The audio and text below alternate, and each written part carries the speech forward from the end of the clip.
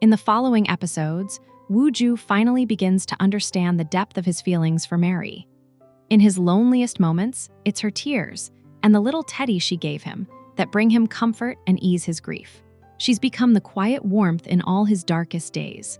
Meanwhile, Mary does her best to stay out of Sang-hyun's sight, but fate isn't on her side. He spots her anyway and, ever polite, offers to drive her to work.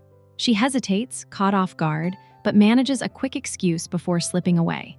The next day, Woo-joo visits Mary's close friend, Gyeong-hwa, where he surprises Mary with a small, thoughtful gift. In return, she shyly hands him a copy of their wedding pic, a memento of their pretend marriage.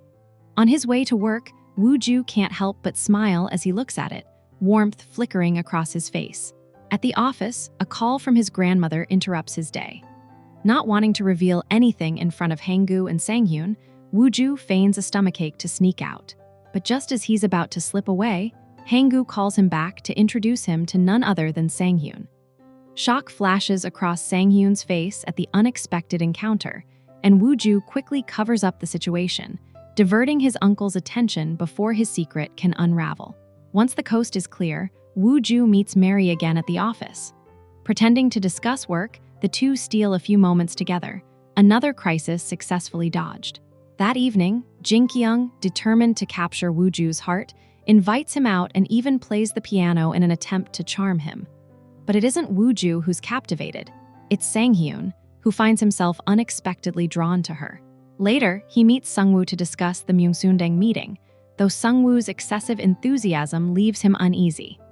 Elsewhere, Mary's cactus blooms, and she can't resist snapping a pic to send to Woo-joo, a small gesture that speaks volumes about how close they've grown. Soon after, Woo-joo, dressed in black, visits Yongsoo's family to honor the anniversary of his parents' passing. The visit reopens old wounds, and their cold remarks that he's lucky he wasn't cast out of the family, cut deep, leaving him shaken. Back home, the quiet between Woo-joo and Mary grows tender. Under the soft light of evening, he opens up to her about the accident that took his parents' lives and the guilt he's carried ever since. When they step outside, lost in their thoughts, Mary trips and falls into his arms. For a breathless moment, time seems to stop. But the moment shatters when Mary spots her ex approaching.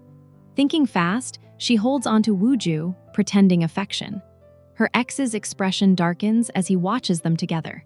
The sight of her smiling beside another man, someone confident, successful, and protective, fills him with jealousy. Convinced she's moved on, he decides to confront her. That night, he shows up at her house, calling her name from the gate. Startled, Mary turns, but before she can send him away, he apologizes, words tumbling out, desperate and remorseful. She coldly refuses to listen and tries to close the door, but he forces his way in. In the dark, a struggle breaks out. Still unaware that Woo-joo isn't her real husband, he slips, falls, and injures himself.